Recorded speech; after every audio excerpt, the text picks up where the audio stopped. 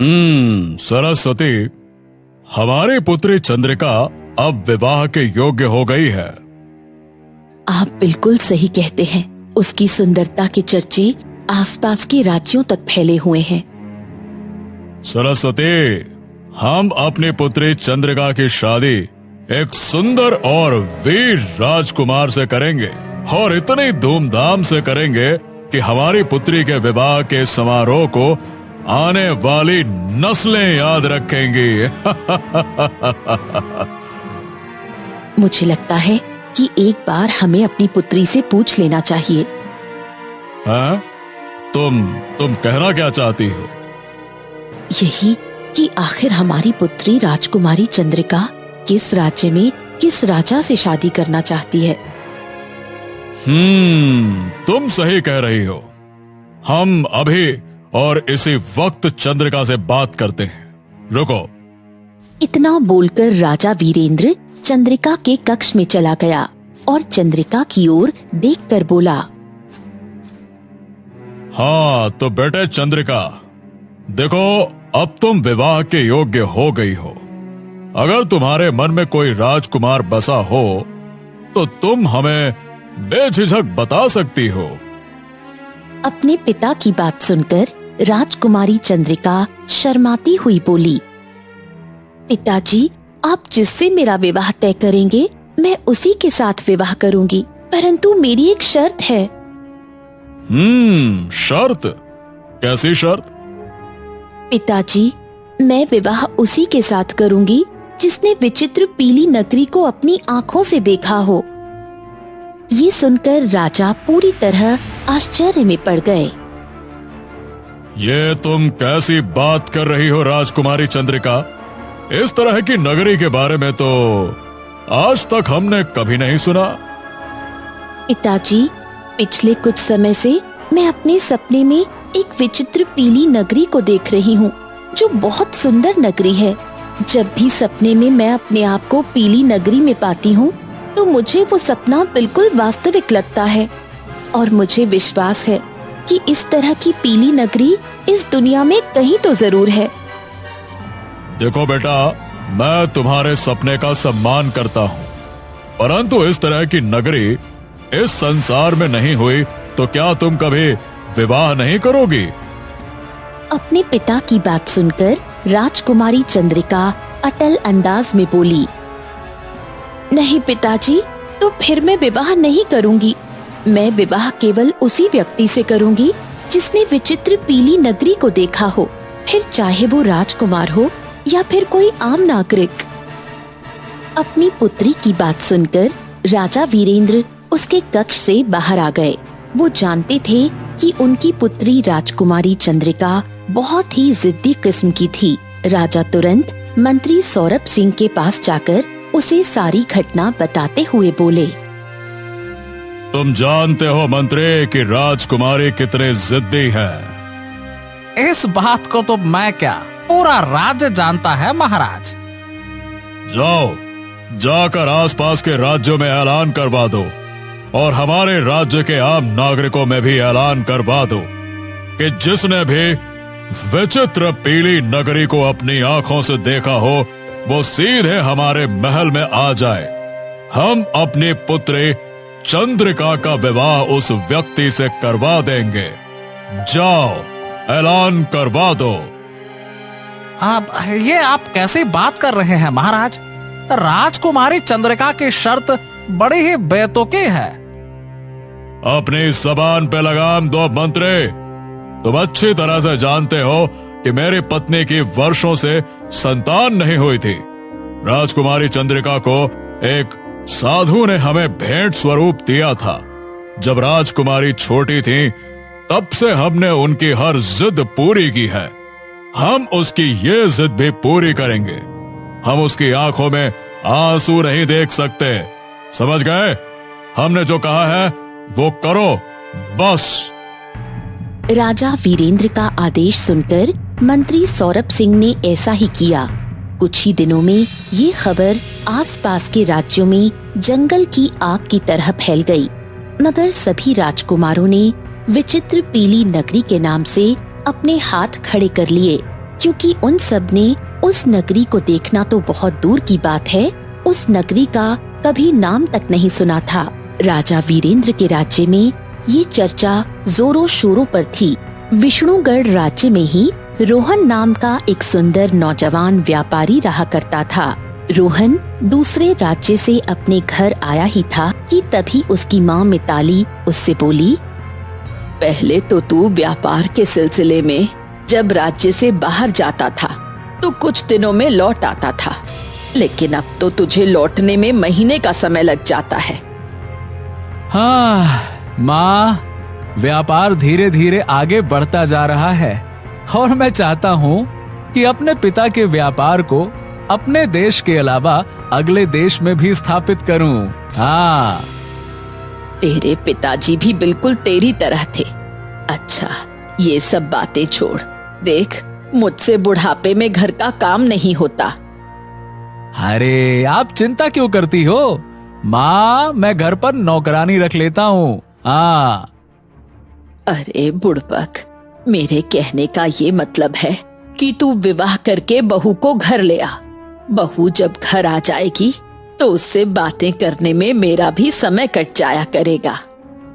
ये सुनते ही रोहन हंसते हुए बोला, ओह अच्छा माँ, जब मैंने राज्य में प्रवेश किया ना, तब मैंने एक बड़ी ही अजीब सी खबर सुनी।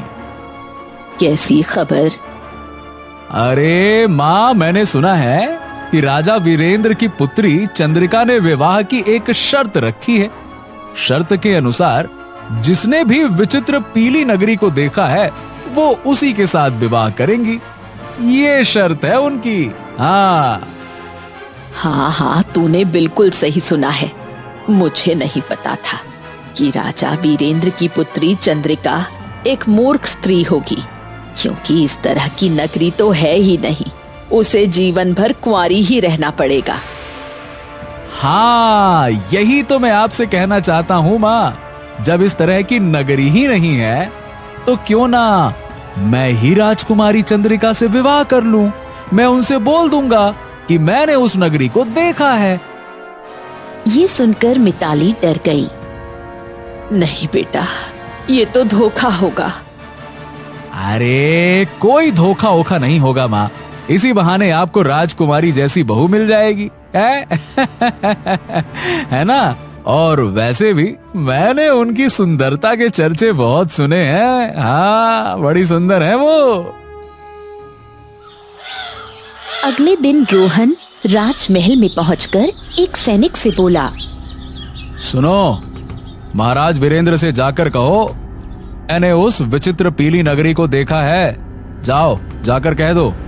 ये सुनकर सैनिक बुरी तरह से आश्चर्य में पड़ गया और दौड़ता हुआ राजा के पास जाकर बोला, महाराज की जय हो। महाराज, महल के बाहर एक सुंदर युवक खड़ा हुआ है। वो कह रहा है कि उसने विचित्र पीली नगरी को देखा है महाराज। ये सुनकर राजा वीरेंद्र और उसकी पुत्री चंद्रिका बुरी तरह से चौंक पड़े। राजा सैनिक से बोले, हैं? ठीक है, जाओ उस युवक को तुरंत यहाँ पर लेकर आओ। जाओ। कुछ देर में रोहन राजा वीरेंद्र और राजकुमारी चंद्रिका के सामने खड़ा हुआ था। राजकुमारी रोहन की ओर देखकर बोली, क्या तुमने वास्तव में विचित्र पीली नगरी को देखा है? हाँ राजकुमारी, मैंने उस नगरी को अपनी आंखों से देखा है। तो मुझे बताओ, उस नगरी का द्वार किस रंग का है? राजकुमारी, उस नगरी का द्वार पीले रंग का है और वहां आसपास पीले रंग की किरणें फैली रहती हैं। बड़ी ही सुंदर नगरी है ये सुनकर राजकुमारी चंद्रिका बुरी तरह से क्रोधित होती हुई बोली, तुम झूठे और मक्कार हो। विचित्र पीली नगरी ऐसी नहीं है, और सच तो ये है कि उसका कोई द्वार ही नहीं है। ये सुनकर राजा वीरेंद्र बुरी तरह से क्रोधित होकर अपने सैनिकों को देखकर बोले, इस झूठे मक्कार को धक्के देकर बाहर फेंक दो। ले जाओ इसे। सैनिकों ने तुरंत रोहन को महल से बाहर फेंक दिया।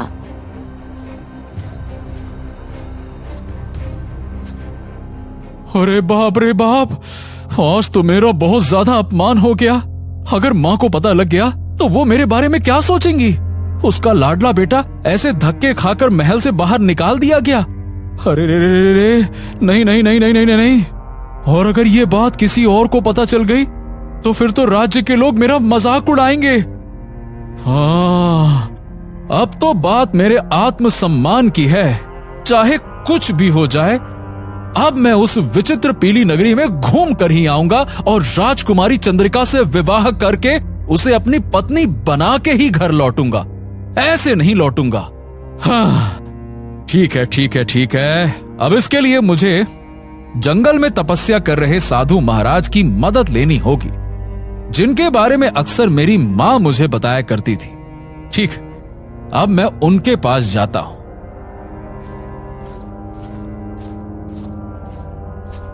इतना बोलकर रोहन अपने घोड़े पर बैठकर घने जंगल की ओर निकल पड़ा। वो काफी देर तक अपने घोड़े को घने जंगल के अंदर बढ़ाता रहा। जब रोहन थक गया तो अपना घोड़ा रोककर अपने आप से बोला, हाँ, आखिरकार ये साधु महाराज कहाँ हैं? वो नजर क्यों नहीं आ रहे? तभी रोहन की नजर एक घने वृक्ष के नीचे पड़ी। वृक्ष के नीचे एक साधु बैठे हुए थे। रोहन तुरंत साधु महाराज की ओर चल पड़ा। साधु रोहन की ओर देखकर बोला, देखने में तो तुम एक व्यापारी लगते हो। तुम्हारे जैसे व्यापारी का भला इस जंगल में क्या काम? रोहन सारी घटना बताते हुए साधु से बोला, साधु महाराज, मुझे बस विचित्र पीली नगरी का पता लगाना है। आप मेरी सहायता कीजिए। किसी भी तरह से बस मुझे बताइए कि ये विचित्र नगरी है कहाँ। रोहन की बात सुनकर साधु पूरी तरह से चौंकता हुआ बोला, इस जंगल के अंदर एक मायावी जंगल है। कहते हैं कि उस जंगल में मायावी प्राणी रहते हैं जो इंसानों की आवाज में बात करते हैं। उस जंगल में साधु का वास है। अगर कोई उस नगरी का पता बता सकता है तो वो केवल वही साधु महाराज बता सकते हैं। लेकिन मैं तुम्हें एक बात बता दूं, उस मायावी जंगल में आज तक कोई भी गया है तो वो जीवित बचकर वापस नहीं आया। हाँ, अब बात मेरे आत्मसम्मान की है साधु महाराज। मैं अपने आत्मसम्मान के लिए कोई भी खतरा मोल लेने को तैयार हूं।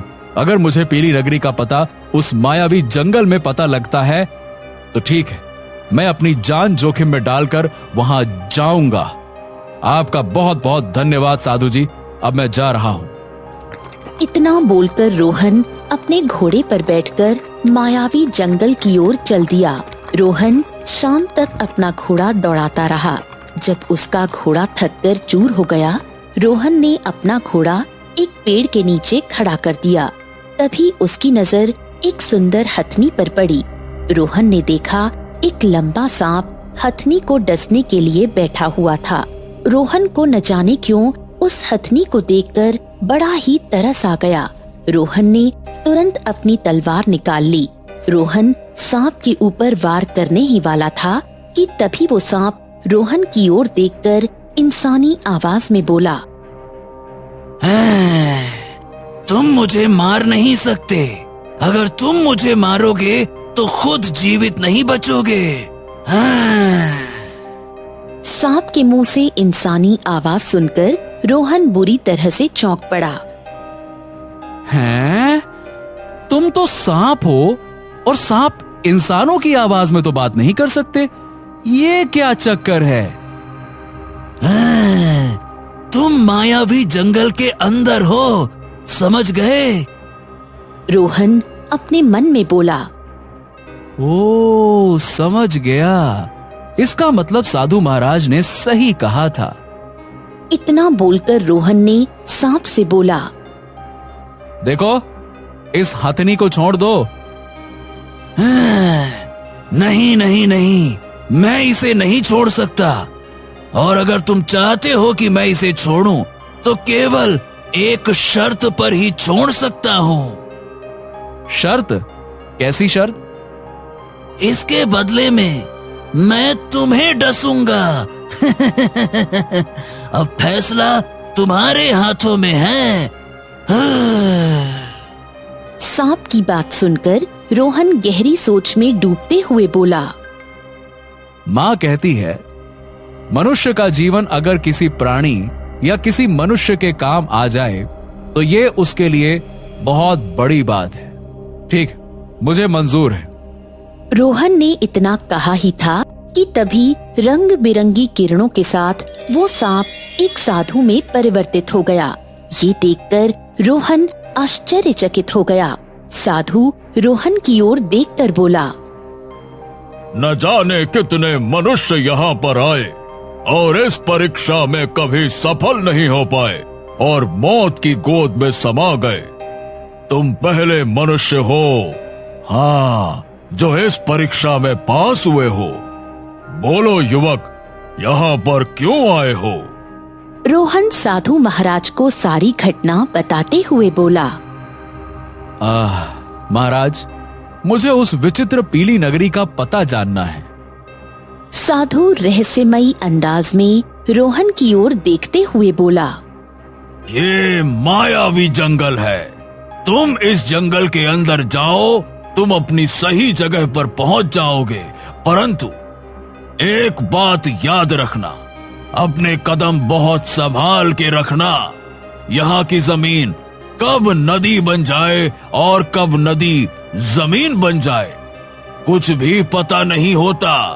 पर हाँ, तुम्हें यहाँ से अपना सफर पैदल ही तय करना पड़ेगा।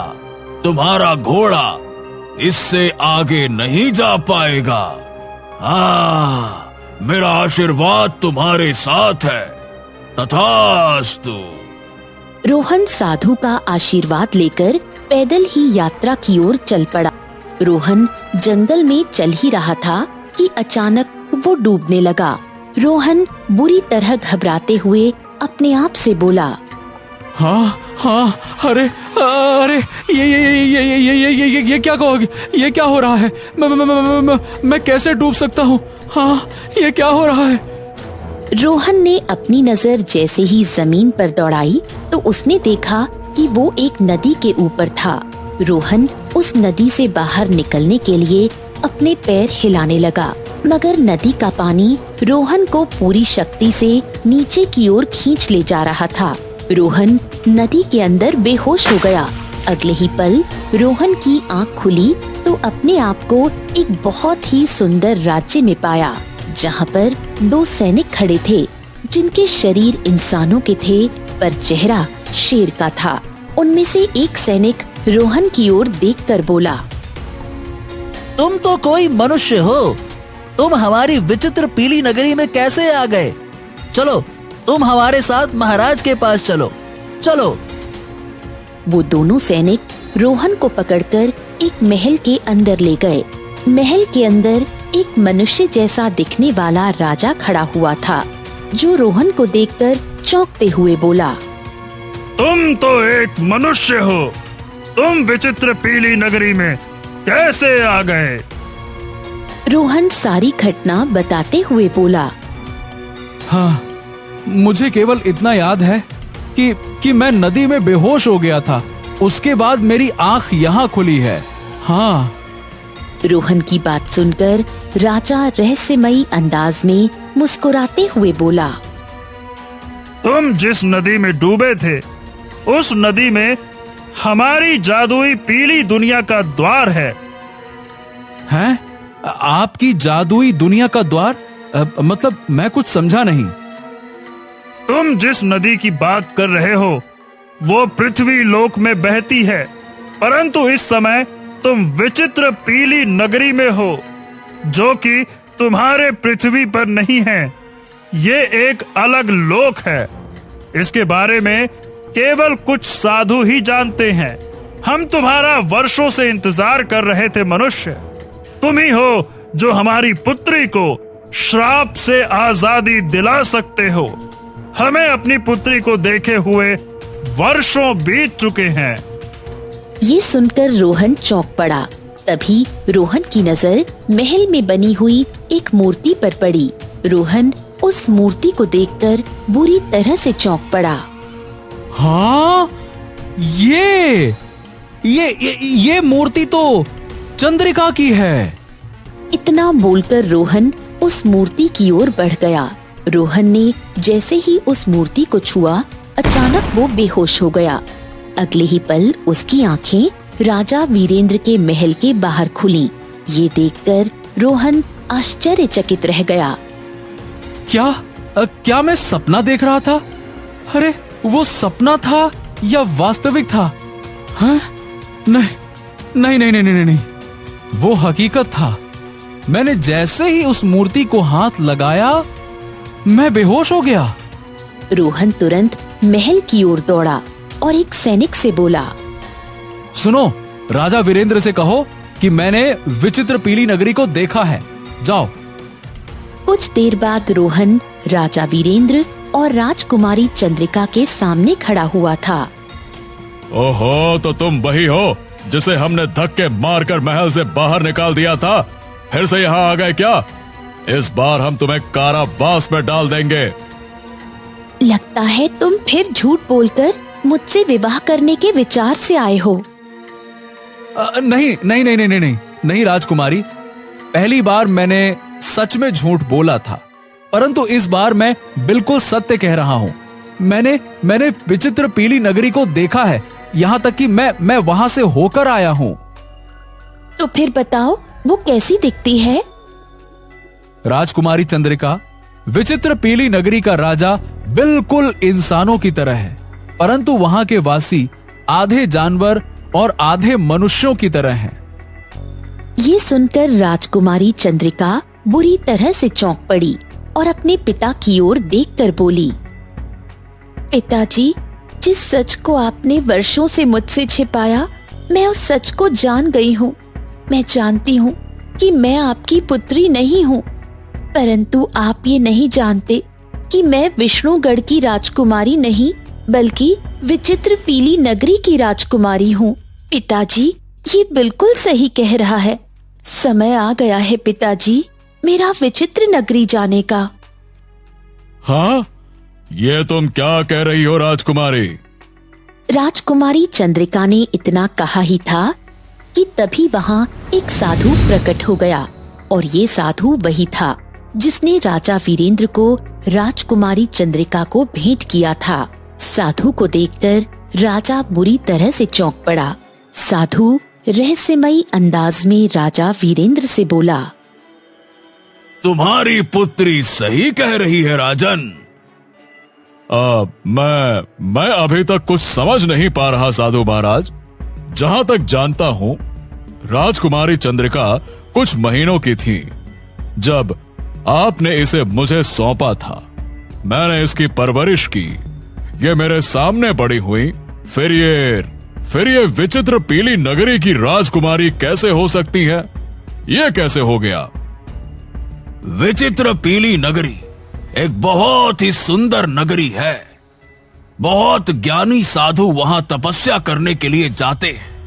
विचित्र पीली नगरी पृथ्वी लोक से अलग दूसरे जादुई लोक में है।